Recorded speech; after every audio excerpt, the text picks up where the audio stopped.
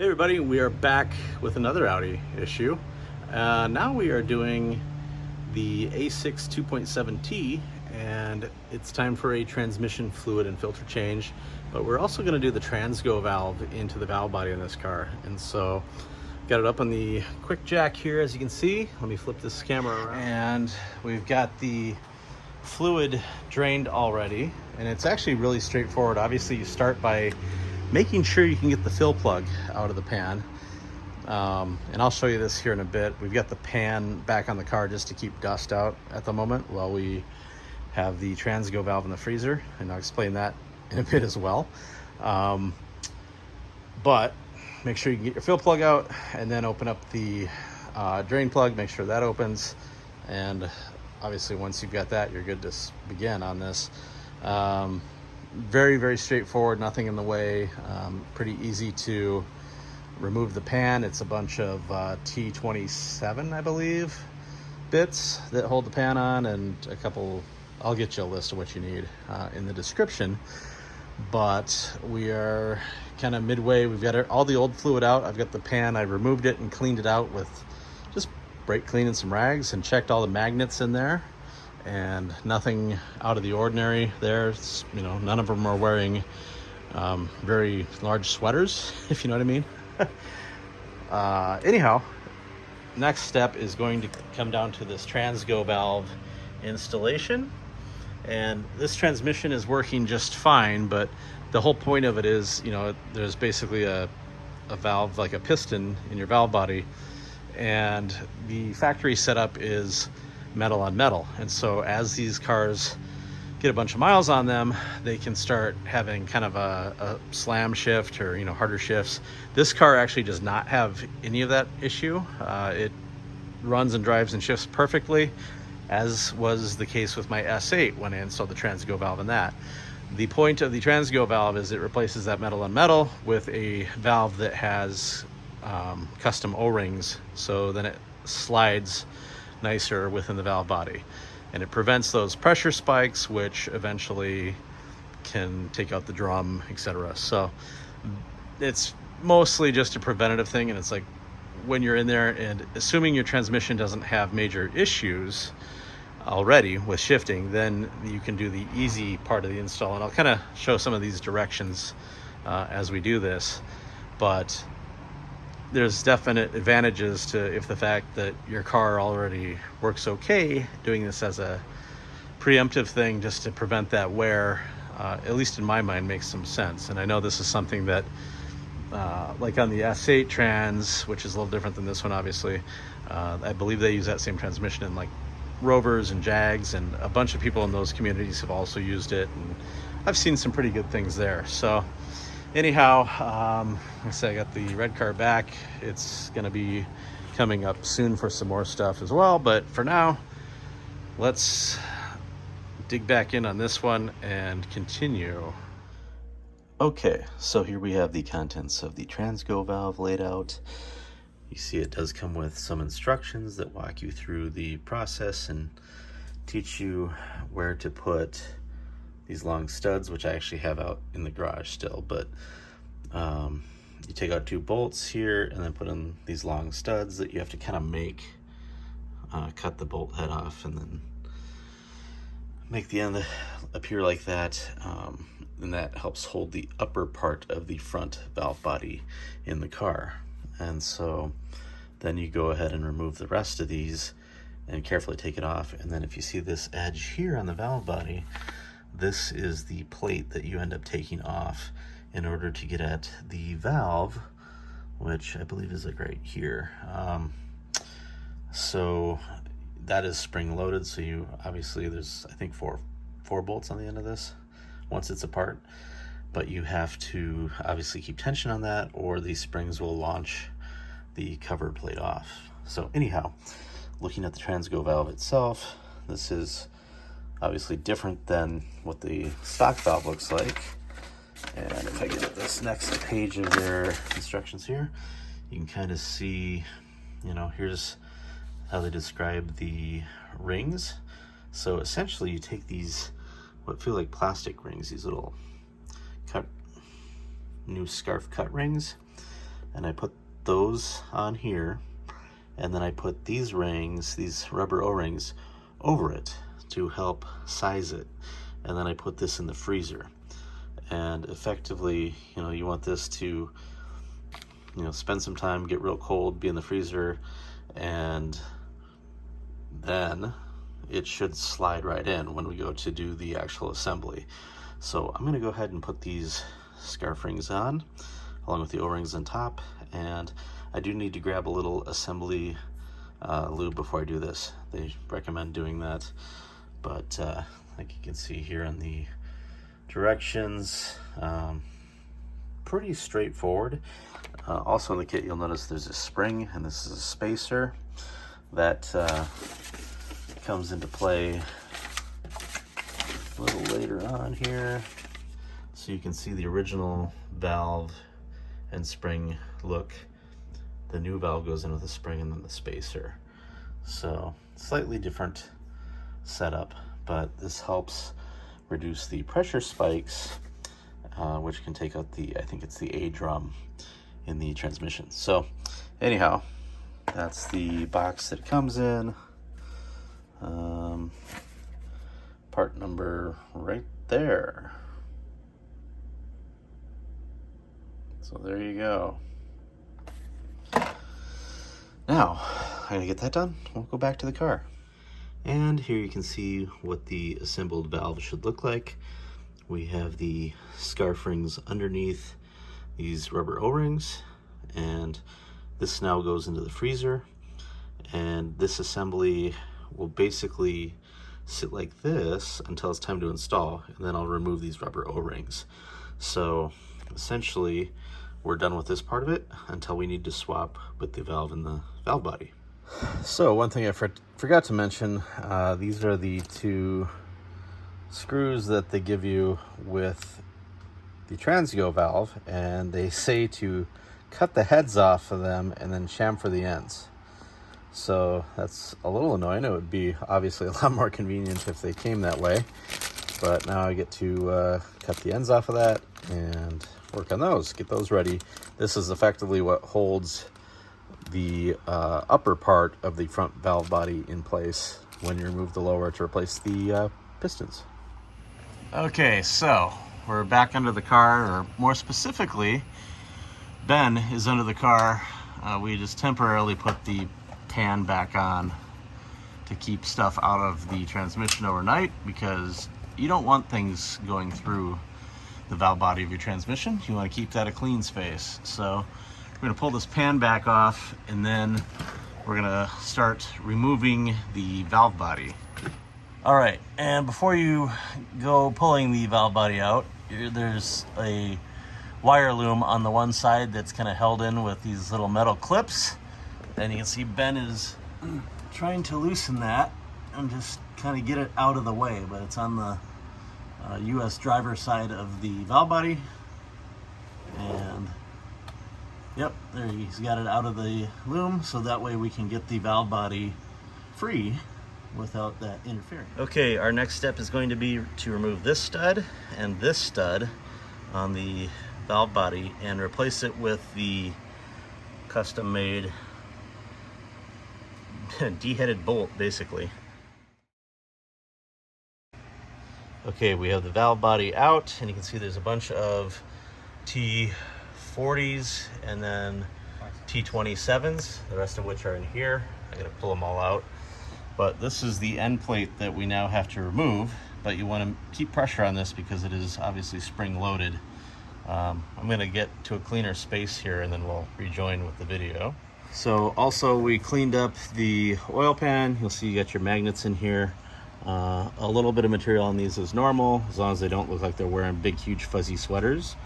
Or if it's the first time you've ever done this at 130,000 miles or so, then they might be dirtier than you expect.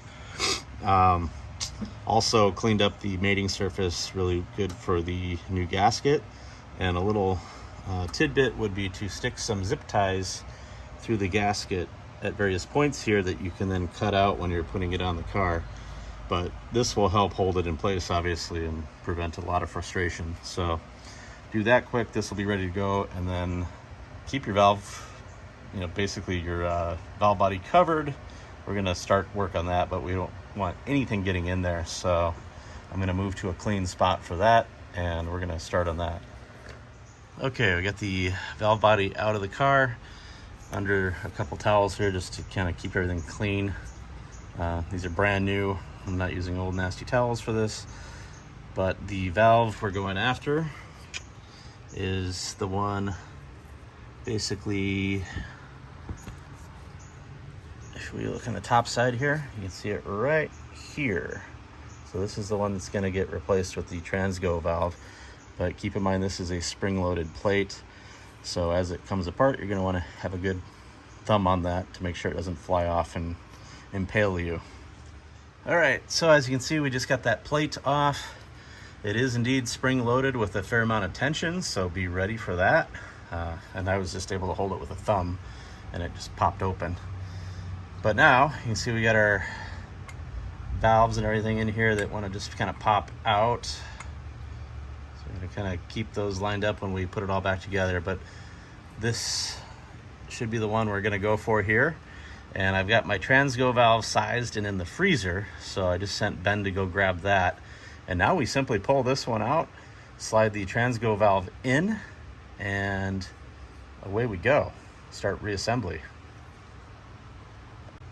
And to remove the old one, I'm just using a little tiny flat blade, and you can reach down in here and kind of give it a little push and help it out.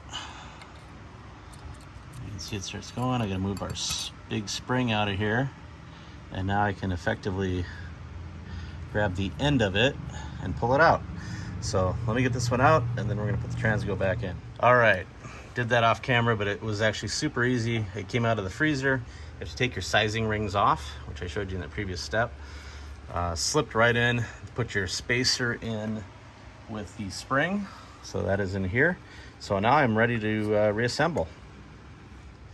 Okay, so now Ben is trying to put the valve body back into the car, and you'll recall we put those two studs in there ahead of time, and that's kind of to give you guide pins, but it also helps hold in the upper part of that front valve body, so you only have to basically do what we did, which is far simpler.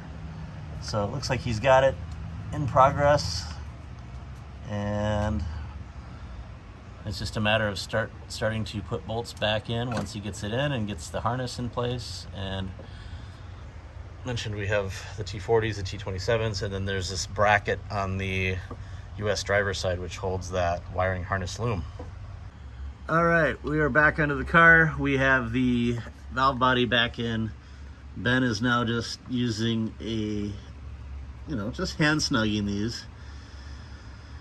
It's hard because my hands are slippery. Yeah, he's got slippery hands. I'll probably get him some new gloves and clean that off, because he's determined to drop that on his face.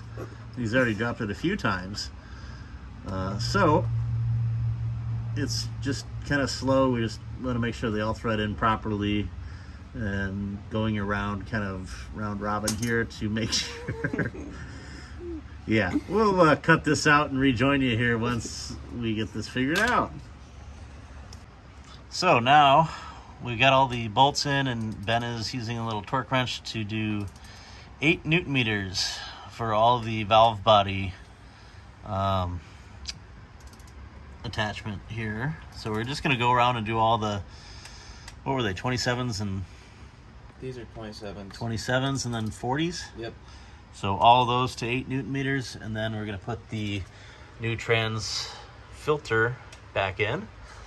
And then the pan goes back on, and those we torque to 10 Newton meters. Okay, we have the filter back in, and now Ben is doing the oil pan for the transmission. I should say transmission oil pan. And basically torque these to 10 Newton meters and kind of go around. So we're just doing the final on the pan, and we're going to be ready to fill this with the fluid. Okay, I have the Harbor Freight cheapy transfer pump here. I will say the other end of this, where it goes into the trans, is quite tricky. You may want to build a little metal fitting that kind of has an elbow on it that will hold itself up in there. We have it kind of wedged in there and it's been working, but it's not ideal. I know if you look on the Audi Pages site for the D2S8 fill process, they kind of show a metal or copper pipe or something that they use with an elbow on it, and that would probably do the trick here as well. But then we just have a big 5-liter. This is where we've got the pre-fill. We've got maybe 4 liters in there already. This is just to pull from as we start the car. It's going to start taking fluid. So we're going to start pumping some in. We're going to then put your foot on the brake, run it through each gear space for about 15 seconds initially, and it's going to puke out when you hit reverse. So have a pan under this and ready. And then we're going to let it warm up and get into the VCDS. Now, if you don't have VCDS to monitor the trans temps, you can let this car sit overnight, which this actually has, so we technically don't need to look at the trans temp, but basically a 30 Celsius, 30 to 45 I think it was on the temp, if I have it handy here. Yeah, 30 to 45 degrees Celsius is your target temperature that we're going to monitor on here.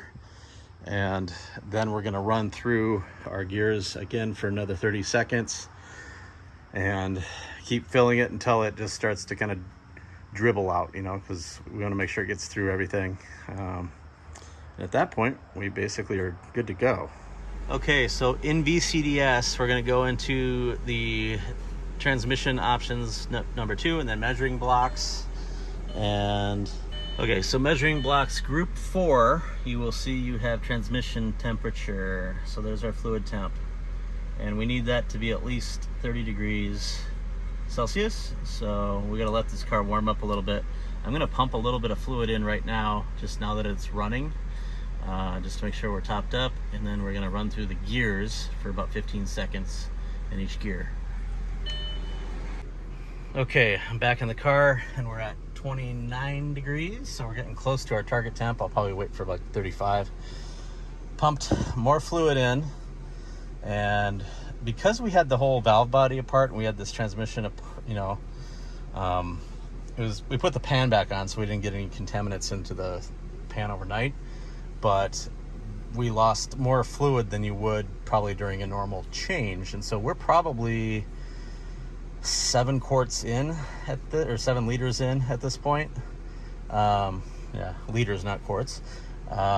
So if you're gonna do the valve body thing, obviously keep that in mind, because you're gonna lose quite a bit more fluid when you take that out. And so now we're you know, basically doing our final fill. We got to get this to temp. I'm gonna go ahead and run this through the gears for about 15 seconds in each gear, foot on the brake, and as it goes through, it's going to puke out in reverse, and then just go through each one for about 15 seconds and then back, and then we're going to add a little bit more fluid to the system. Okay, so here's the part on YouTube where not everything goes right. Usually you watch these videos and everything's just perfect. We have a problem, and that problem is I cannot shift the car from park to reverse to drive. That tells me that when, you know, we had Ben doing the work, because this is the car he drives technically, and he wants to be an auto mechanic of sorts.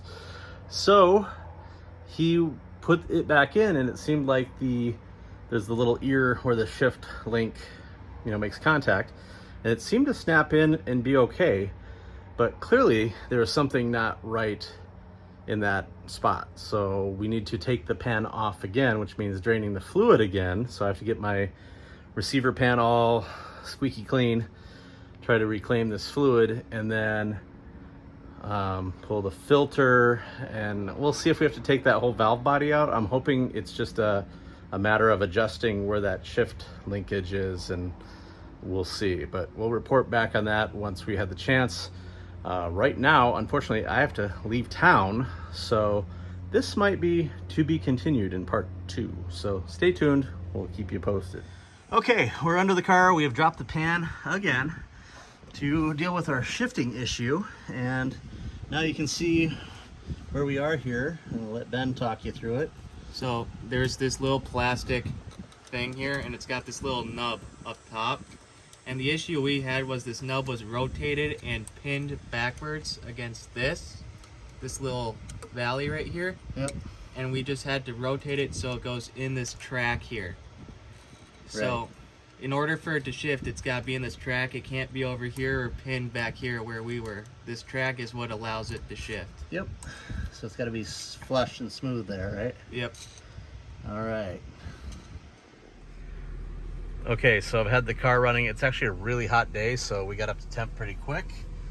So now I'm at 34, so I can safely, basically I'm going to shift this thing now through each gear and basically hold it there for about 20 seconds in each gear. And it's going to puke out when I hit reverse, but I'm going to go back through this real quick and we'll check back. Okay, so at this point, we've run the car up to temperature. We've gone through all the gears. Actually did multiple times while filling, just to make sure it's got enough in there. It'll just slightly overflow. Obviously when it goes in reverse, it will overflow more. So the final fill, I did maybe 10 seconds in reverse. And then we basically, before you shut the car off, make sure you put the fill plug in, or it will absolutely puke out of there. So we got that done. So this one should be all done. It just needs to now come down off the jack, which is going to require a lot of cleanup. We still have tools, and then we have a massive mess on my floor. So this floor will never rust. And it's 84 degrees here, but it is extremely tropical right now. So I'm going to sign off without going on camera myself because I got to go hit the showers. But this is a done deal at this point. So we're gonna take it for a test drive once we get it down off the QuickJack, and we'll just drive it kind of carefully around the neighborhood, make sure it's going through all the gears properly, and kind of then take it out on the highway, just make sure everything's good. But we will report back before the end of this video on that. Okay, so the job is done. The car runs and shifts. We don't have a bunch of neutrals, so that's always a bonus. It just shifted like super smooth. So. Yeah, that's the one thing I've noticed after doing this on the D2S8 as well.